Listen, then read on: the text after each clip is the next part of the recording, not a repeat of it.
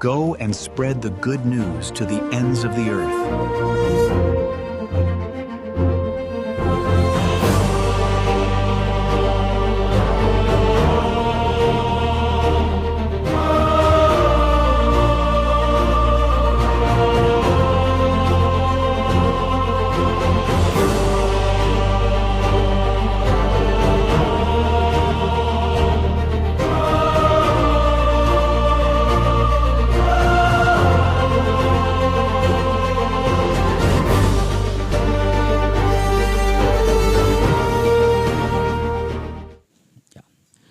దేవుని యందు ప్రియమైన సహోదరి సహోదరులారా, దేవుని ప్రియ బిడ్డలారా, ఒకానొక విచారణలో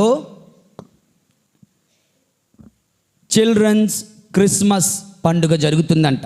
పిల్లల కోసం క్రిస్మస్ పండుగ ముందు రోజులే ఒక స్పెషల్ క్రిస్మస్ పండుగను కొనియాడుతున్నారంట. అయితే ఆ పండుగకు క్రిస్మస్ నాటిక తయారయ్యారు. క్రిస్మస్ నాటికలో మరియమ్మ పాత్ర ఒకరు, యోసేపు పాత్ర ఒకరు, దేవదూతలు గొర్రెల కాపర్ల పాత్రలు ఒక్కొక్కరు ఒక్కొక్క పిల్లలు స్వీకరించారు, ప్రాక్టీస్ చేశారు, రిహార్సల్స్ చేశారు, అంతా రెడీ అయిపోయింది. ఇక రేపే నాటిక వెయ్యాలి. ఆ ముందు రోజు ఒక తల్లి ఫోన్ చేశారంట ఆ యొక్క ఇన్ఛార్జ్కి చేసి, నా పిల్లవాడు రేపటి రోజున నాటిక వేయడానికి రాలేడండి అన్నాడట. ఏమ్మా ఎందుకు రాలేడు అంటే, నా పిల్లవాడికి జ్వరం వచ్చింది. ఏంటి నీ పిల్లవాడి పాత్ర ఏంటి అంటే, యోసేపు పాత్ర. యోసేపు పాత్ర. ఈ యోసేపుకి డైలాగులు ఏం లేవు కదా, పెద్దగా ఏం డైలాగ్ ఉందా, ఎక్కడన్నా ఒక డైలాగ్ అన్నా ఉందా? సో ఒక డైలాగ్ కూడా లేదు కనుక వాళ్ళు అనుకున్నారు ఇప్పుడిప్పుడే మళ్ళీ అంటే కష్టమే కనుక సర్లే యోసేపు రాడు అంతే కదా, సరే యోసేపు లేకుండానే మేము క్రిస్మస్ నాటిక వేసేస్తాం చూడండి అనుకొని వీళ్ళు క్రిస్మస్ నాటిక మరియ తల్లి దగ్గరికి దేవదూత రావడం, దేవదూత మాట్లాడడం, ఇవన్నీ చేసేస్తున్నారు. యోసేపు పాత్రను కట్ చేసేసారు, లేపేశారు.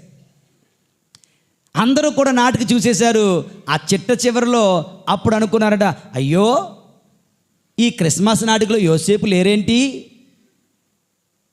అనుకున్నారండి దేవుని. నిజానికి ఆ నాటిక అయిపోయింది అప్పటికి. ప్రియమైన సహోదరి సహోదరులారా, విషయం ఏమిటంటే, వారి వలె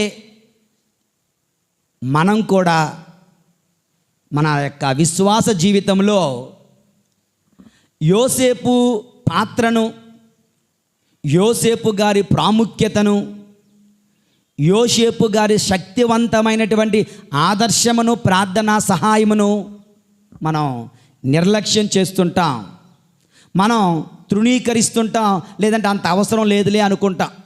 చూడండి, కావాలంటే ఏ దేవాలయానికైనా వెళ్ళండి, అందరూ మరి తల్లి దగ్గరికి వెళ్ళి ముద్దు పెట్టుకుంటారు, యేసుప్రభు దగ్గరికి వెళ్ళి ముద్దు పెట్టుకుంటారు. ఇంక అంతోని వారి పాదాలు కూడా అరిగిపోతున్నాయి. కానీ యోసేపు గారిని మాత్రం అందరూ కలిసి అలా. ఇక్కడ ఎలా జరుగుతుంది, ఎక్కడైనా అక్కడ అలాగే జరుగుతుందంటే ఈ నిజం. దేవుని యందు ప్రియులారా, కానీ ప్రభు అయిన దేవుడు, ఆ తల్లి అయిన శ్రీ సభ ఈ ఆగమన కాలపు 4వ ఆదివారం రోజున దట్ ఈస్ నాట్ కరెక్ట్ అంటున్నాడు. మన రక్షణ చరిత్రలో ఆ నీతిమంతుడైన యోసేపు పాత్ర ఎంతో ముఖ్యం, ఎంతెంతో ముఖ్యం, ఎంతో ప్రాముఖ్యత కలిగి ఉంది. అది తప్పనిసరి ఆయన పాత్ర అని మనందరం కూడా నేర్చుకోవాలి, తెలుసుకోవాలి. దేవుని యందు ప్రియమైనటువంటి సహోదరి సహోదరులారా, చూద్దాం అసలు ఎందుకు ఆయన పాత్ర, ఆయన మనకి ఏం నేర్పిస్తున్నారు, ఈ విషయాలను మనం ధ్యానించినట్లయితే దేవుని యందు ప్రియమైన సహోదరి సహోదరులారా, ఈరోజు మొదటి పట్టణంలో యెషయా గ్రంథములో మనం చూస్తున్నాం 7వ అధ్యాయం. అక్కడ యెషయా ప్రవక్త ఒక ప్రవచనాన్ని ఇస్తున్నాడు. ఏమని? నీవు ఏ గుర్తునైనా అడుగు, ప్రభు నీకు ఇస్తారు అని రాజుతో పలుకుతుంటే, నేను ఏ గుర్తు అడగను అంటాడు. నువ్వు అడగకపోయినా ప్రభు ఇస్తున్నారు. ఏంటి? దావీదు వంశజులారా వినుడు. ఓకే, మీరు ప్రజలను విసిగించడం చాలదని కాబోలు నా దేవుణ్ణి కూడా మీరు విసిగిస్తున్నారు. అయినా నేను మీకు గుర్తునిస్తున్నాను, యువతి గర్భవతి అయి ఉంది. యువతి, ఏ వర్జిన్, కన్యక గర్భవతి అయి ఉన్నది. ఆమె ఒక కుమారుని కనును, ఆయనే ఇమ్మానువేలు. దేవుని యందు ప్రియమైన సహోదరి సహోదరులారా, నన్ను దయచేసి కొంచెం క్షమించండి. కొంచెం సైన్స్ మాట్లాడుకుందాం, బయాలజీ మాట్లాడుకుందాం. అంత బయాలజీ మనకు రాదు, కానీ ఏదో చిన్నది తెలిసింది. ఇక ఒక వ్యక్తి పుట్టాలి అంటే మనందరికీ తెలుసు, మగవానిలో ఎక్స్ అండ్ వై క్రోమోజోమ్ ఉంటుంది, అవునా? స్త్రీలో ఎక్స్ ప్లస్ ఎక్స్, ఎక్స్ అనే క్రోమోజోమే ఉంటుంది. ఓకే, స్త్రీలో ఉన్నటువంటి ఎక్స్ క్రోమోజోమ్కి పురుషునిలో ఉన్నటువంటి ఎక్స్ క్రోమోజోము జోడిస్తే అప్పుడు అది అమ్మాయి అవుతుంది, పాప పుడుతుంది. పురుషునిలో ఉన్నటువంటి వై క్రోమోజోము స్త్రీలోనికి వెళితే ఆ X plus Y is equal to మగ శిశువు పుడతాడు. దేవుని యందు ప్రియులారా, ఇప్పుడు యోసేపు గారికి ఎటువంటి ప్రమేయం లేదు. యోసేపు గారు ఆ తల్లి మరిన తాకనే లేదు. ఆయన ప్రమేయం లేకుండా, ఆయనకు తెలియకుండా మరియ తల్లి గర్భవతి అయ్యింది అంటే, మరియ తల్లి శరీరంలో ఉన్న ఎక్స్ క్రోమోజోమ్ ఒకటే ఉంటే మగబిడ్డ పుట్టగలడా? ప్రభు పుట్టగలడా? మరియ తల్లి తన ఎక్స్ క్రోమోజోమ్ ఇస్తే వై క్రోమోజోమ్ ఎక్కడి నుంచి వచ్చింది? పరిశుద్ధ ఆత్మ దేవుడు దిగిరాగా ఆ వై క్రోమోజోమ్ ఆమె గర్భములో రూపొందుకుంది. దేవుని యందు ప్రియులారా, కనుక దేవుని యొక్క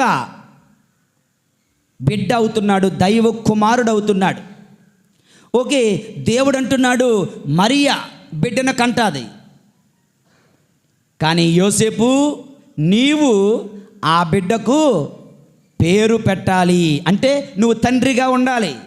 నీ బాధ్యత తండ్రిగా ఉండాలి. నేను ఉండను అంటావా?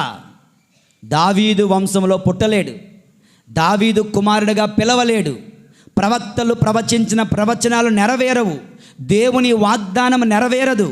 ఆ దేవుని వాగ్దానాలు నెరవేరాలి అంటే, ఆ యొక్క వాగ్దానాలన్నీ ఫలించాలి అంటే, ప్రవక్తల ప్రవచనాలు ఫలించాలి అంటే, దేవుని యందు ప్రియులారా, ఆయన దావీదు వంశములో పుట్టాలి. ఆయన దావీదు వంశములో పుట్టాలి అంటే, దావీదు వంశంలో ఉన్న యోసేపు ఈయన నా బిడ్డ అని చెప్పాలి లోకానికి. ఆయన బిడ్డగా పిలవబడాలి యేసు ప్రభు. కనుక యోసేపు చేసిన పని, విధేయత, త్యాగము చాలా చిన్నది కాదు. దేవుని యందు ప్రియులారా, ఎంతో ప్రాముఖ్యమైనది. ఆయనే లేకపోతే ఆ బిడ్డకు తండ్రి ఎవరు? ఆయనే లేకపోతే ఆ బిడ్డను దావీదు కుమారుడు ఎవరు పిలిచేది?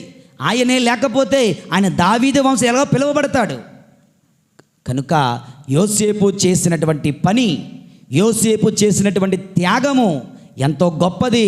మనందరకు రక్షణకు నాంది అవుతుంది. దేవుని యందు ప్రియమైన సహోదరి సహోదరులారా, కనుక యోసేపు గారిని ఈ రోజున మనము ఆయన జీవితము మనకు నేర్పిస్తున్నటువంటి కొన్ని విషయాలను, కొన్ని అంశాలను మనం ఈ రోజున ధ్యానం చేసుకుందాం. మూడు విషయాలు దేవుని యందు ప్రియులారా. అనుమతించండి, విధేయించండి, ప్రేమించండి. 3 ముక్కలు ప్రసంగం అయిపోయింది. ఓకే, అనుమతించండి, విధేయించండి, ప్రేమించండి. ఎవరు అనుమతించాలి? అనుమతించండి బాలయేసుని మీలోనికి రావడానికి, విధేయించండి దేవుని చిత్తానికి, ప్రేమించండి నీ భార్యను, నీ భర్తను, నీ కుటుంబాన్ని. ఈరోజు మన ధ్యానాంశం ఈ 3 మాటలు మాత్రమే. కొంచెం డీటెయిల్డ్గా మనం ధ్యానించినట్లయితే, మొదటి పట్నం చదివారు కదా, మొదటి పట్నం చదివినటువంటి వ్యక్తి భక్తి కీర్తన చదివారు. భక్తి కీర్తనలో అందరి సమాధానం అంటూ ఒక వాక్యం చదివారు. గుర్తుందా? ఎవరు చెప్తారు? ఎవరు చెప్పగలరు? ప్రభువుని లోనికి రానిండు మహిమాన్వితుడైన రాజు అతడే. మన ధ్యానాంశం ప్రభువును లోనికి రానిండు. కీర్తనల గ్రంథము 24వ అధ్యాయము 9వ వచనం చదువుకుందాం. ఎవరైనా దయచేసి చదవండి. మందిర ద్వారములారా, మందిర ద్వారములారా, మీ తలుపులను పైకెత్తుకొనుడు, మీ తలుపులను పైకెత్తుకొనుడు. పురాతనములైన తలుపులారా. I think this is a wonderful prayer. మనందరం కలిసి చెప్తాం. నా తర్వాత చెప్పండి అందరూ. మందిర ద్వారములారా, మందిర ద్వారములారా, మీ తలలను పైకెత్తుకొనుడు. మీ తలుపులను పైకెత్తుకొనుడు. పురాతనములైన తలుపులారా, పురాతనమైన తలుపులారా, మీరు పైకి లెండు. మీరు పైకి లెండు.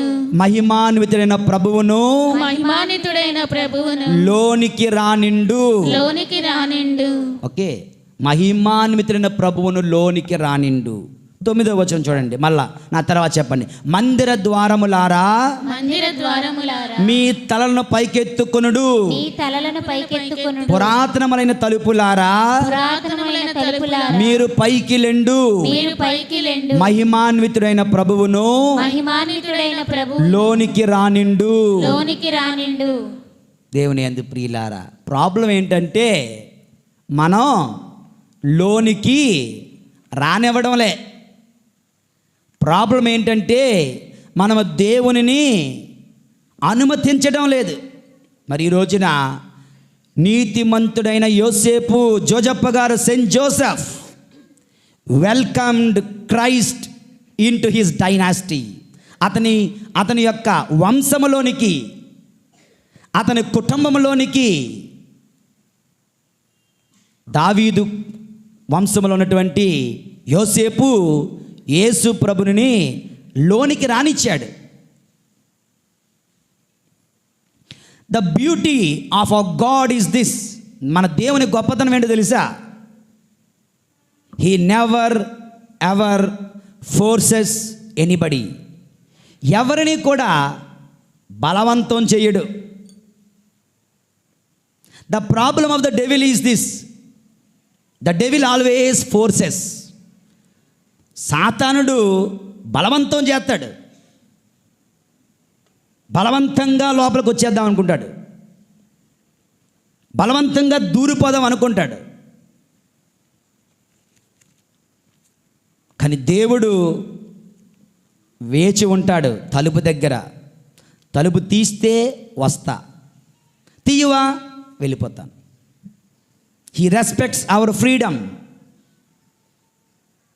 దేవుని యందు ప్రియులారా, అక్కడ యేసు ప్రభు పుడుతున్నప్పుడు ఏ సత్రములోనూ ఆయనకు, చెప్పండి గట్టిగా, ఏం లేదు, చోటు లేదు. ఏ సత్రములోనూ చోటు లేదు.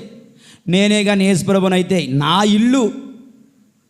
ఇల్లు ఎవడు నాకెవడు ఇవ్వకపోవడానికి, పో బయటికి పోయి నాది అంటాం కదా. నీ ఇంటికి నువ్వు వచ్చావు, నేను నీకు తలుపు తీయలే. ఒకసారి ఇల్లులు అద్దెకి ఇస్తారా? అద్దెంటికి రెంట్ తీసుకోవడానికి వస్తారు వాళ్ళు. ఓకే, ఈ మధ్యకాలంలో ఫోన్పే, గూగుల్ పే, బ్యాంకులో వేసేయండి అంటే వద్దు బ్యాంకులో వేయొద్దు, ఎందుకంటే అది రికార్డు ఉండిపోద్ది. కానీ చేతికి ఇచ్చేయండి డబ్బులు అంటారు. మరి చేతికి ఇవ్వాలంటే వీడు వెళ్ళలేదు, ఆడు రావాలి, నేనే వస్తానంటాడు. చాలామంది ఇంటి ఓనర్లు ఇంటికి వచ్చి కూర్చుంటారు. చూసి ఇలా చూస్తాను, నా ఇల్లు ఎలాగుంది, నా ఇల్లు బాగుంది, ఆయన కన్నాలు కొట్టేశారా, గీతలు రాసేశారా, అమ్మో వీడు సరిగ్గా ఇల్లు మెయింటైన్ చేయట్లేదంటే చలో ఖాళీ. ఓకే, ఒకవేళ వాడు లోపలే ఉన్నాడు, రెంట్కున్నవాడు, ఓనర్ బయటకు వచ్చాడు, ఆడు తలుపు కొడుతున్నాడు, బెల్ల కొడుతున్నాడు, వీడు తలుపు తీయటం లేదు, ఎలా ఉంటుంది? ఎంత కోపం వస్తుంది కదా. నా ఇల్లు, నా ఇంట్లో నువ్వున్నావు, నేను వచ్చినప్పుడు తలుపు తట్టినప్పుడు, బెల్ల కొట్టినప్పుడు నాకే తలుపు తీయవా, నువ్వు ఇల్లు ఖాళీ చేసే. నువ్వు ఓనర్వి, నిన్ను లోనికి రానివ్వకపోతే ఎంత కోపం వస్తుంది. కానీ ఈ సృష్టి అంతా అతనిదే. ఈ సృష్టి అంతా అతనిదే అయినప్పుడు, ఆయనే వస్తున్నప్పుడు, ఆయనకే చోటు ఇవ్వలేనప్పుడు కూడా ఆయన ఎవరిని కూడా బలవంతం చేయలే. అదేవిధంగా నువ్వు నన్ను ఆరాధించు అని బలవంతం చేయడు, నువ్వు మొక్కు అని బలవంతం చేయడు. ఓకే, నాలాంటి వాడు ఎవడో కానీ ఇక్కడ గుడికి రాకపోతే, గుడికి రాకుండా ఊరంతా తిరిగితే ఏరా బాబు గుడికి రావట్లేదు అంటాడేమో, కానీ మేమన్నా బలవంతం చేయగలమా? చేస్తామా? వస్తే బాగుపడతావు, లేదంటే నీ కర్మను వదిలేస్తాం. బలవంతం చేయడు, కానీ అనుమతిస్తావా లేదా అని చూస్తుంటాడు దేవుని యందు. ప్రియమైన సహోదరి సహోదరులారా, ఈ యొక్క యోసేపు దేవునికి అనుమతించాడు. అతని జీవితంలోనికి రానిచ్చాడు, అతని వంశంలోనికి రానిచ్చాడు, అతని కుటుంబంలోనికి రానిచ్చాడు. అతని కుమారుడిగా, అతనికి తండ్రిగా, సాకుడు తండ్రిగా ఆయన ఒప్పుకున్నాడు, సిద్ధపడ్డాడు, స్వీకరించాడు. దేవుని యందు ప్రియులారా పేరు పెట్టాడు, పోషించాడు, రక్షణ ఇచ్చాడు. ఆ బిడ్డ కొరకే ఆయన జీవితాంతం కూడా జీవించాడు. ఇది యోసేపు యొక్క గొప్పతనం. How did you do that? ఏ విధంగా చేశాడంటే, దేవుడు మాట్లాడగా ఆయన విన్నాడు, దేవుడు మాట్లాడగా ఆయన ఆలకించాడు, దేవుడు మాట్లాడగా ఆయన ఏం చెబుతున్నాడో అర్థం చేసుకున్నాడు, దేవుడు మాట్లాడగా తన కర్తవ్యాన్ని తెలుసుకున్నాడు, దేవుడు మాట్లాడగా తన కర్తవ్యాన్ని నెరవేర్చాడు. దేవుని యందు ప్రియులారా, ఇది యోసేపు. హలో, ఉన్నారా? ఒక కన్నింగ్ హస్బెండ్ కథ చెప్పమంటారా? ఆలకించండి. Cunning husband. ఓకే, ఒకనొక ఊరిలో ఒక భర్త ఉన్నాడు. చూసుకోండి, మీ భర్త అలాగా ఉన్నాడేమో. ఓకే, ఒక భర్త ఒక భార్య ఉన్నారు. క్రిస్మస్ వస్తుంది. దేవుని యందు ప్రియులారా, అయితే ఈ క్రిస్మస్ వారం రోజుల ముందుకే ఈ యొక్క భార్యకు హాయిగా నిద్రపోయింది. నిద్రలో ఒక మంచి కల వచ్చింది. ఏంటో తెలుసా? ఉదయాన్నే లేచింది, టీ పట్టుకొని వచ్చింది, కాఫీ పట్టుకొని వచ్చింది, బెడ్ కాఫీ ఇచ్చింది. ఏమండి మీకు తెలుసా? ఏంటి చెప్పమ్మా అన్నాడు. నాకు రాత్రి ఒక మంచి కల వచ్చింది. ఏంటి కల? వచ్చే ఆదివారం క్రిస్మస్ పండగ కదా. అవును, ఆ రోజంట మీరంట నాకంట గొప్ప సర్ప్రైజ్ ఇచ్చారంట, గిఫ్ట్ ఇచ్చారంట. అవునా? ఏంటంట అంటే బంగారు నెక్లెస్, 3 లక్షల రూపాయల బంగారు నెక్లెస్ నాకు ఇచ్చారంట. అయ్య బాబోయ్, ఎంత మంచి కలో. ఏమండి, నాకు తెలియగలుగుతాను, ఈ కళ అర్థం ఏంటో చెప్తారా అన్నదట. కింద మాద చూశాడు, 10 రూపాయల కాఫీ, 3.5 లక్షల టెండరా. ఓకే, వారం రోజుల్లో నీకు తెలుస్తుందిలే ఊరుకో అన్నాడు. వారం రోజుల్లో నీకు తెలుస్తుందిలే ఊరుకో అన్నాడు. ఊరుకోవచ్చుగా, మనోడు మర్చిపోయాడేమో అనుకొని కళ రాకపోయినా 2 రోజుల తర్వాత, ఏమండోయ్ ఈ విషయం తెలుసా? ఏంటి? మళ్ళీ కాఫీ పట్టుకొచ్చింది ఉదయాన్నే. ఆ రోజు వచ్చిన కళ మళ్ళీ వచ్చిందండి, ఈ కళ అర్థం ఏంటో అన్నది. ఇంకొక 2 రోజుల్లో తెలుస్తుందిలే ఆగో అన్నాడు. ఒక రోజు ముందు మళ్ళీ వచ్చింది. ఏమండి, మళ్ళీ 3వసారి కూడా సేమ్ కళ వచ్చింది, మీరు నాకు మంచి బంగారు నెక్లెస్ ఇస్తున్నారంట, దీని అర్థం ఏంటో అన్న. ఇది కోపం వచ్చింది. రేపు నీకు సూపర్ సర్ప్రైజ్ ఉంటుంది చూసుకో అన్నాడు. ఉదయాన్నే లేచాడు, శనివారమే, షాపింగ్కి వెళ్తున్నాను అన్నాడు. ఓహో, ఇంకా మంచి కాఫీ ఇచ్చింది, అన్నీ రెడీ చేసింది, ఓకే. మనడు షాపింగ్కి వెళ్ళాడు, వచ్చాడు, మంచి గిఫ్ట్, కరెక్ట్గా నెక్లెస్ లాగే ఉంది. అది కూడా నెక్లెసే, తెలిసిపోతుంది వీడికి అది నెక్లెసే అని. నిద్రపోలేదు రాత్రి అంతా. ఆ క్రిస్మస్ పండుగ పూజకి వచ్చింది, అర్ధరాత్రి పూజకి మనసంతా ఆ గిఫ్ట్ మీదే ఉంది. ఉదయం అయింది, ఏమండి ఏం ఉండలేనండి, గుండె పుచ్చిలా ఉంది, నా గిఫ్ట్ నాకు ఇచ్చేయండి, నన్ను సర్ప్రైజ్ చేయండి అన్నది. మనోడు వచ్చి హ్యాపీ క్రిస్మస్ అని ఇచ్చాడు. టెన్షన్తో హాయిగా గిఫ్ట్ తీసేసరికి కళ్ళు తిరిగి పడిపోయింది. ఏంటంట? అందులో ఆమె నెక్లెస్ లేదంట. నెక్లెస్కి బదులు నీ కళల అర్థం తెలుసుకోవాలంటే ఈ పుస్తకం చదువు అని ఉన్నదట. అందులో ఈవిడ ఏమడిగింది? ఆ కళ అర్థం ఏమిటో అన్నది కదా, అది అండర్లైన్ చేసుకున్నాడు. కళ వినలే, కళ పట్టించుకోలే, ఆ కళ అర్థం ఏమిటో అన్నది కదా, అది అండర్లైన్ చేసుకున్నాడు.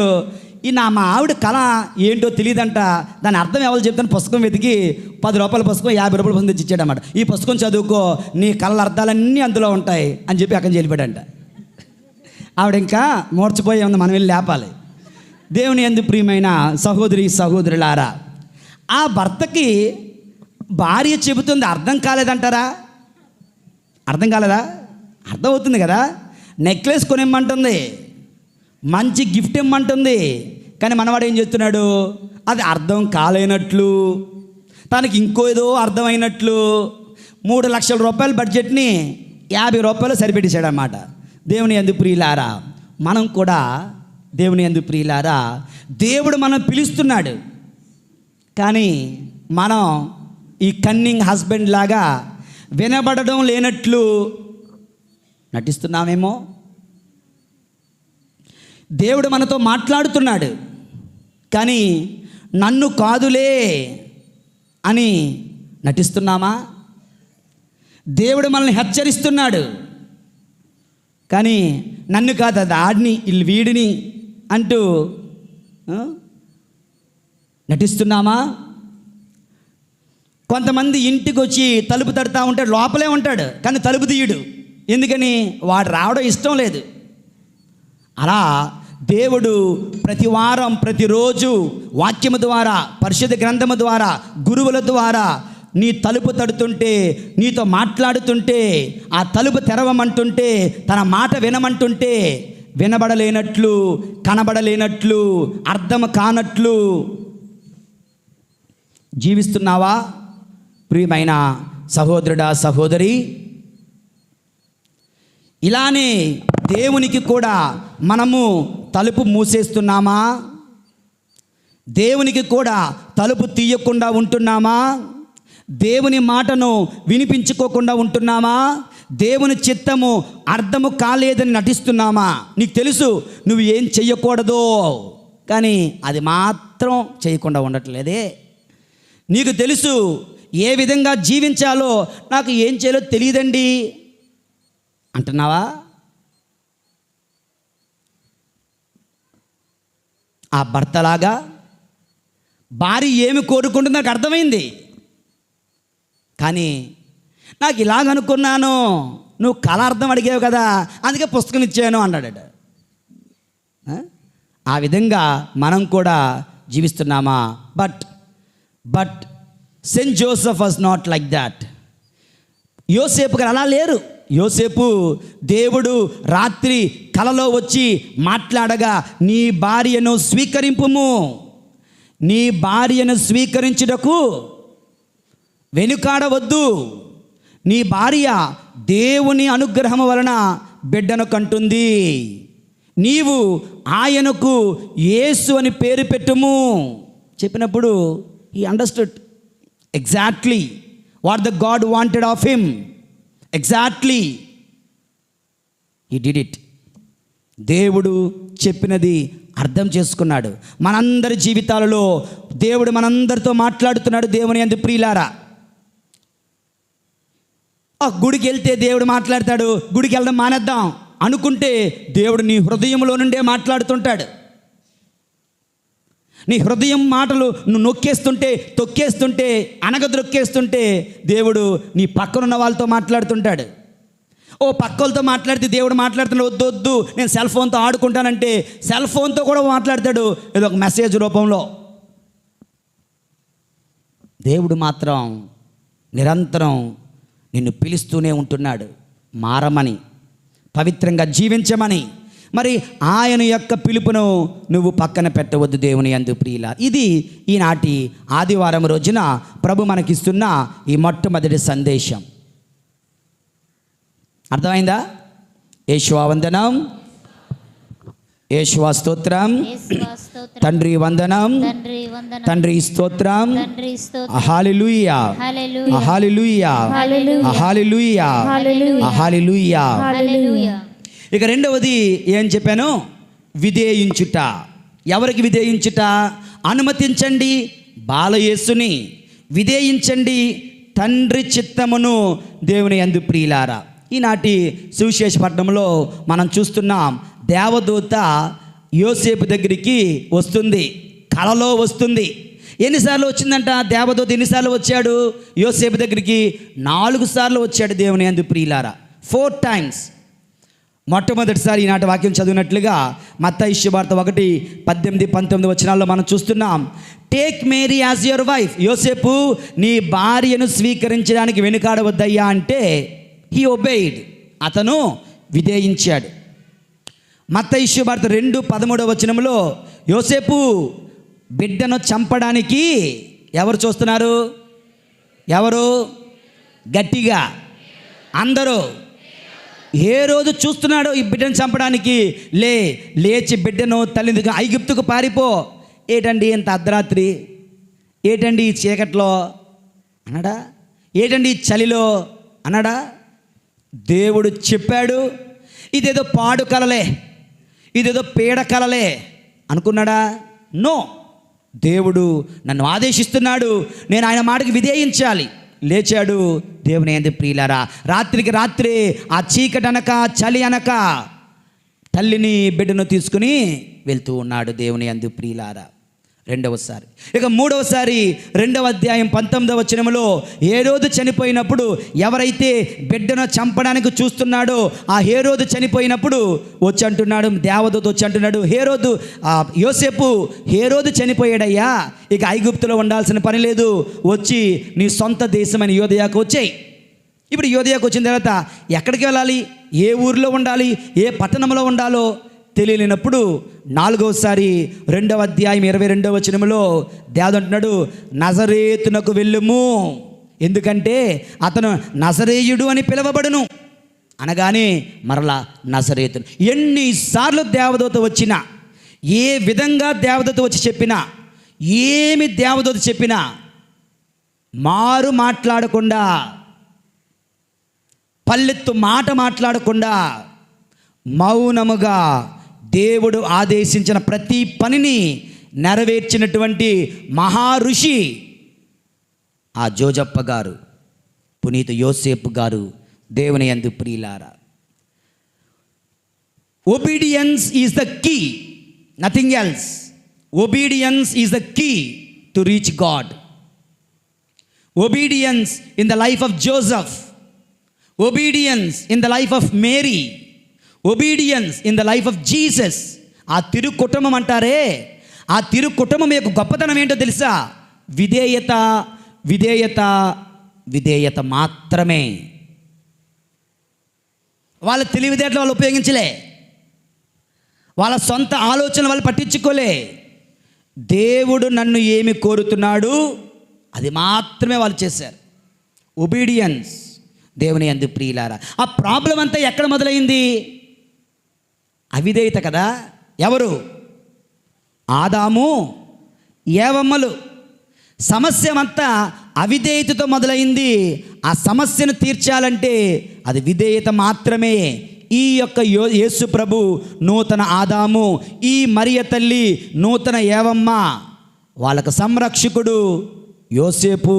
దేవుని యందు ప్రియులారా, విధేయత, విధేయత, విధేయత మాత్రమే మనం రక్షించగలదు. మరి ఈ రోజున మన జీవితములలో ఈ విధేయత ఆ దేవునికి, ఆ దైవ శాసనాలకి, ఆ దైవ ఆజ్ఞలకు, ఆ తిరుసభ కట్టడలకు, నీ విచారణ సంగమనకు, నీ శ్రీసభ నియమ నిబంధనలకు నువ్వు కలిగి ఉంటున్నావా? మన విచారణలో కాదు, కానీ చాలా విచారణలో అదొక ఫ్యాషన్ అయిపోయింది. గురువుల మీద, అమ్మగారుల మీద, బిషప్ గారి మీద, తిరుసభ మీద తిరగబడడం, తిరుగుబాటు చేయడం, ఎదురు తిరగడం, అవిధేయించడం. బై ద వే, దేవుని యందు ప్రియులారా, the church is not a democracy. Church, శ్రీసభ ప్రజాస్వామ్యం కాదు. ఏంటి ప్రజాస్వామ్యం? ప్రజాస్వామ్యం అంటే అందరం ఓట్లు వేస్తారు. ఎవడు చేతులు ఎక్కువ ఉంటే, ఎవడు ఓటు ఎక్కువ ఉంటే వాడు ఏం చెప్తే అదే. నో, ఇక్కడ ప్రజాస్వామ్యం కాదు, హైరార్కీ. దేవుడు మన శిరస్సు, ఆయన ఏం చెబితే అది. ఆయన స్థానంలో పరిశుద్ధ పాపు గారు, ఆయన ఏం చెబితే అది. ఆయన స్థానంలో పీఠాధిపతుల బిషప్ గారు, ఆయన ఏం చెబితే అది. ఆయన స్థానంలో విచారణ గురువులు, ఆయన ఏం చెబితే అది. దేవుడు వాళ్ళ ద్వారా నడిపిస్తుంటాడు. మనకు ఫ్యాషన్ చెప్తున్నాను కదా, మన విచారంలో కాదు. I can write with my blood, there is no problem. దేవుని కృప వలన విచారణ సంఘములో ఆ యొక్క దేవునికి విధేయించడంలో మనందరం ఒక విధంగా ఆదర్శంగానే జీవిస్తున్నాం. I'm happy about it. కానీ జాగ్రత్త, ఎప్పుడు ఇలా ఉండడానికి ప్రయత్నించాలి. కానీ ఇతర సంఘాలలో దేవుని యందు ప్రియులారా, అదేంటంటే విచారణ గురించి తిడితే ఈడు హీరో అయిపోతాడు. You are a villain at the end of the day.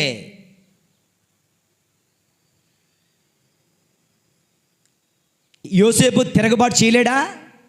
యోసేపు అవిధేయత చూపలేడా? But he chose obedience. నాకు ఇష్టమైనటువంటి బైబిల్లో ఒకనొక సంఘటన సమూయేలు గ్రంథంలో ఉంటుంది. సమూయేలు మొదటి గ్రంథం 15వ అధ్యాయంలో దేవుని యందు ప్రియులారా, సౌలు మహా గొప్ప రాజు.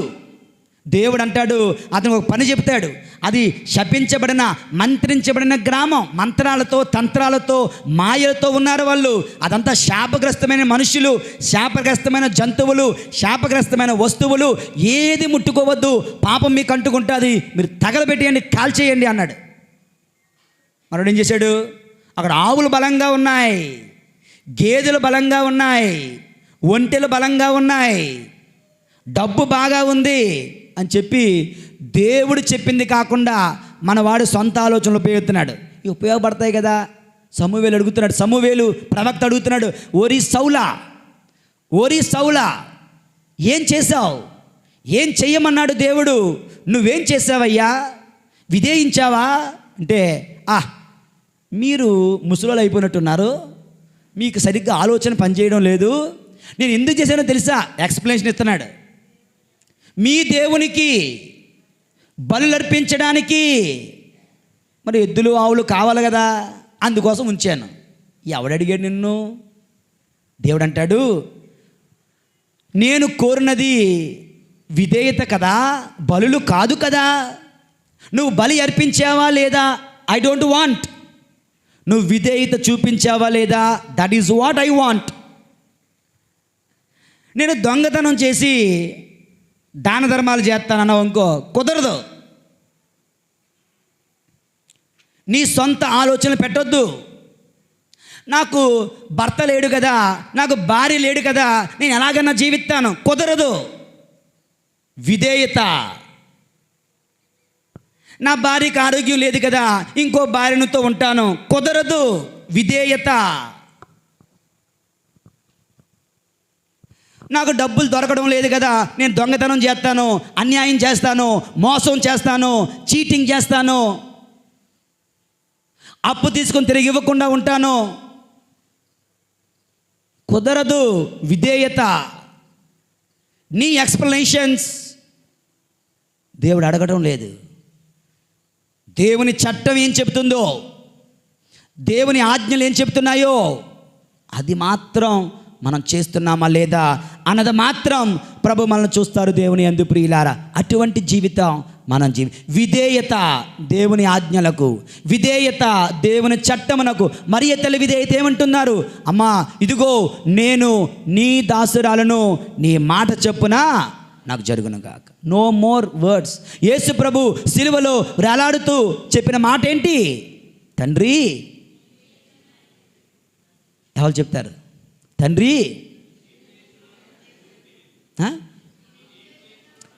దానికి దీనికి ఏం సంబంధం? ఇంకా ఎవరు చెప్తారు? కాదు. ఇంకా అంతయు సమాప్తమైనది. ఏంటి అంతే సమాప్తమైనది? నువ్వు నాకు ఇచ్చిన పని, నువ్వు నన్ను చేయమన్న పని నీ చిత్తము నేను నెరవేర్చాను. దాని అర్థం I have done what you have asked me to do. ఏంటి? Shedding my blood, giving up my life.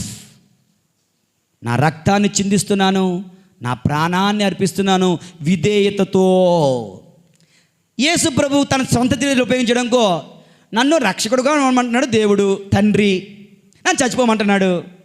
అసలు సంబంధం ఉందా? సో నేను రక్షకుడిని అవ్వాలంటే నేను బతికి ఉండాలి అనుకున్నారా? If that is the way of the lord I shall do it. మన లాజిక్లు పనిచెయ్యవు. దేవుని యందు ప్రియులారా, నీ జీవితంలో, నీ కుటుంబ జీవితంలో, నీ పిల్లల వివాహంలో, పిల్లల వివాహాలు చేస్తున్నప్పుడు ఏం చేస్తారు? ముహూర్తాలు, ఒక పక్క అది, ఒక పక్క ఇది. ఇంట్లో దిగుతున్నప్పుడు గురువు రాకమునిపే ఆవును తీసుకొని వచ్చి, ఏం నవ్వుతున్నారు? అది దేవుని యందు ప్రియమైన సహోదరి సహోదరులారా, దేవుడు కావాలి, అది కావాలి. చిన్నపిల్లకి తెలియదేమో, మీకు తెలుస్తుంది, బాగా అర్థమవుద్దిగా. దేవుని యందు ప్రియమైన సహోదరి సహోదరులారా, మీ లాజిక్లు పక్కన పెట్టి, మన లాజిక్లు పక్కన పెట్టి, మన ఆలోచనలు పక్కన పెట్టి దేవుడు ఏమి కోరుతున్నాడో అది మనం చేయగలగాలి.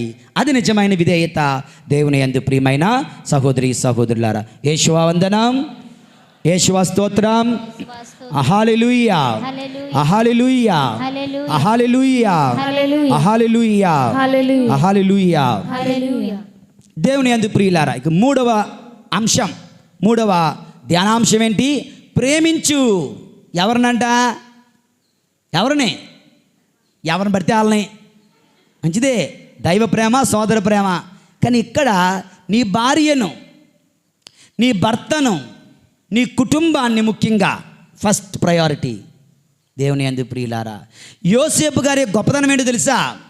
యోసేపు ఒక పక్క నీతిమంతుడు, అంటే దైవ చట్టం ప్రకారం జీవించేవాడు, ఒక ప్రక్క మంచి మనసు కలిగిన వాడు. అండ్ అక్కడ ఒక సమస్య వచ్చింది. ఏంటి?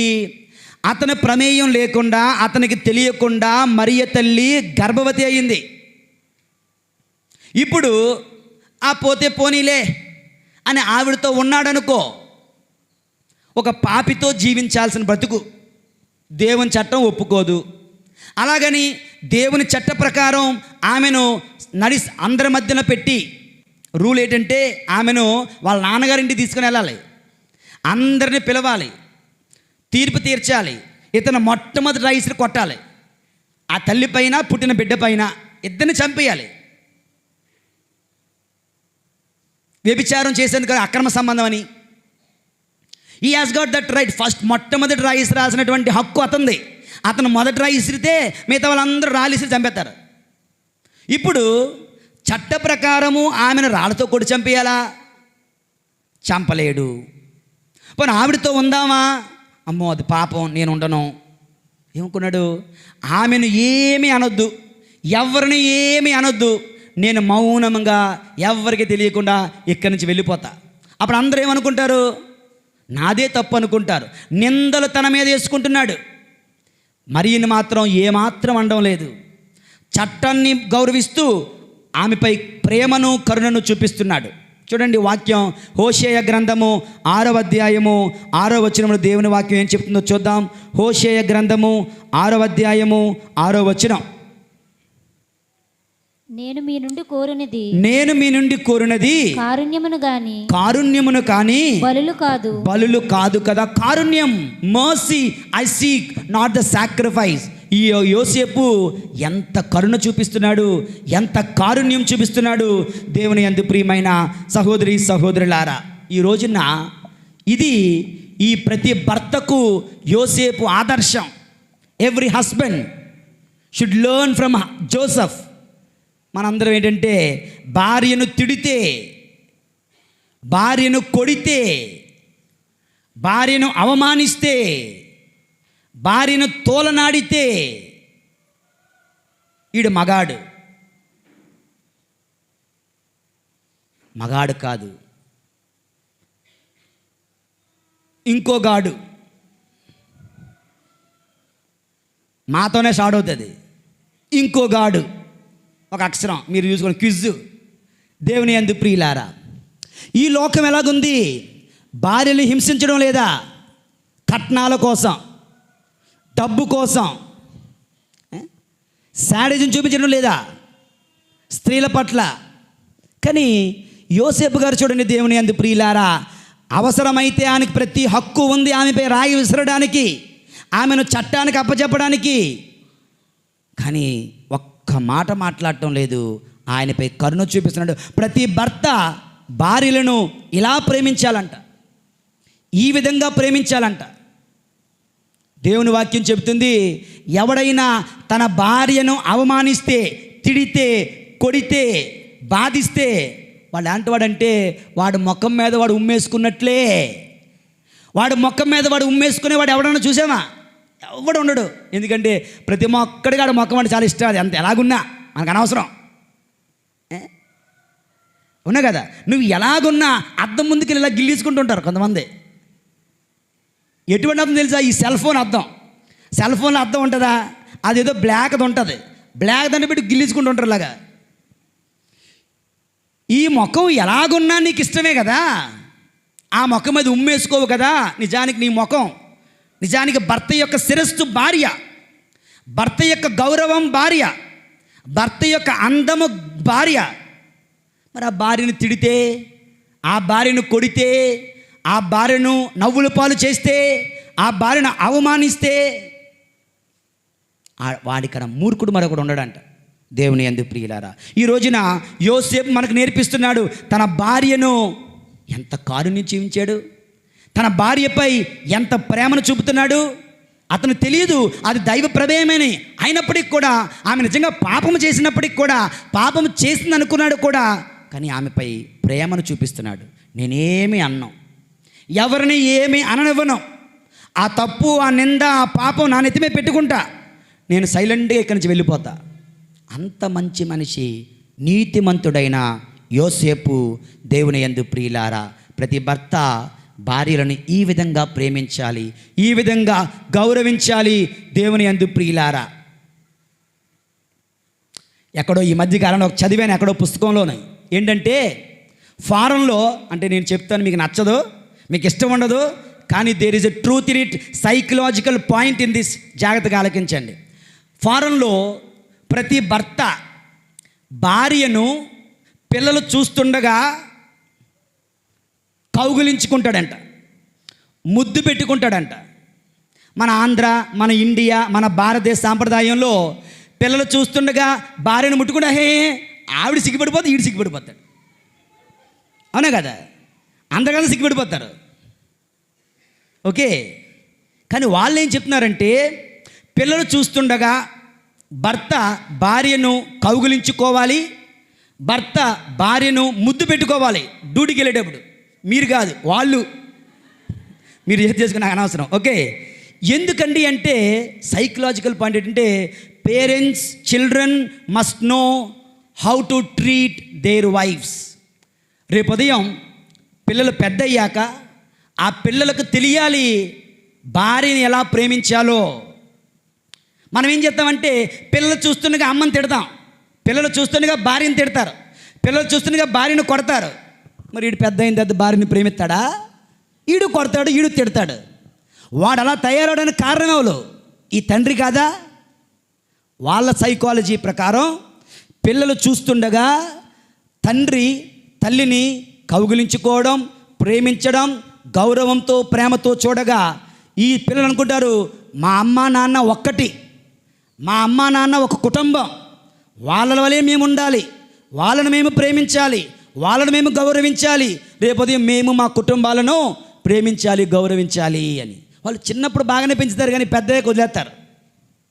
మనం చిన్నప్పుడు సరిగ్గా చూడడం, పెద్దయ్య గట్టి పట్టుకుండా ఎక్కడవుతుంది అది? దేవుని యందు ప్రియులారా, ఇది వాళ్ళకి, మరి మీ ఇష్టం, నేను మీకు చెప్పడం లేదు. ఓకే, కానీ విషయం ఏంటంటే, పిల్లలు తెలుసుకోవాలి భర్త భార్యను, తండ్రి తల్లిని ఎంతగా ప్రేమిస్తున్నాడో. యోసేపు మరియ తల్లిని ప్రేమించినట్లుగా. కనుక అదేవిధంగా భార్యలు కూడా భర్తలను గౌరవించండి, వారిని తిట్టొద్దు. నీకెందుకు దూరుకో అక్కడ అంతేగా అనుకుని ఉండకూడదు. ఓకే, ప్రియమైనటువంటి సహోదరి సహోదరులారా, ఎక్కడో ఒక చిన్న వాక్యం చూశాను, ఒక చిన్న జోక్. ఏంటంటే, అత్యంత అందమైన పురుషులు ఉండే 145 దేశాలలో భారతదేశానికి 4వ స్థానం వచ్చిందంట. అత్యంత అందమైన మగోళ్ళు, పురుషులు ఉన్న దేశాలలో 145 దేశాల్లో ఫోర్త్ ప్రైజ్ ఎవరికి? భారతదేశంలో ఉన్న మగవాళ్ళకే. అంతటి ఘనమైన కీర్తి కలిగిన పురుషులను ఈ ఉన్నారే, ఈ ఆడవాళ్ళు ఉన్నారే, ఏమంటారు? కాయగూరలు తీసురండి, వంట చేయండి, పిండి రుబ్బండి, పాల ప్యాకెట్లు తిండి. ఏం న్యాయం ఉందా? ఎంత అందగాళ్ళు వాళ్ళందరూ. కనుక వాళ్ళను గౌరవించండి. ప్రపంచమే గౌరవిస్తుంది, వీళ్ళంత అందగాళ్ళు మరొకరు లేరంట. కనుక అటువంటి వాళ్ళని గౌరవించండి దేవుని యందు ప్రియులారా. 3 అంశాలు, ఒక ఇంట్రడక్షన్లో యోసేపు చాలా ముఖ్యం మన రక్షణ చరిత్రలో. ఆయనే లేకపోతే దావీదు కుమారుడిగా పిలువబడలేడు. 3 అంశాలు మనం ధ్యానించాం. బాలయేసును అనుమతించండి యోసేపు అనుమతించినట్లుగా. దేవుని చిత్తానికి విధేయించండి యోసేపు విధేయించినట్లుగా. భార్యను బిడ్డలను ప్రేమించండి యోసేపు మరియ తల్లిని బాలయేసును ప్రేమించినట్లుగా. ప్రభు మనం దీవింతురుగాక. వీక్షకులకు, శ్రోతలకు అందరికీ కూడా, మీ అందరికీ కూడా మనవి చేస్తున్నాను, ఈ వాక్యాలు కావాలి అనుకున్న వారైతే తప్పనిసరిగా లైక్ ద్వారా ఇష్టపడండి, కమెంట్ ద్వారా ఇంటరాక్ట్ అవ్వండి, షేర్ ద్వారా ఇతరులకు తెలియచేయండి. ఈ సువార్త ఉద్యమములో మీరందరూ పాలు పంచుకొనండి అని మీ అందరినీ కోరుతూ, పితా పుత్ర పరిశుద్ధాత్మ నామమున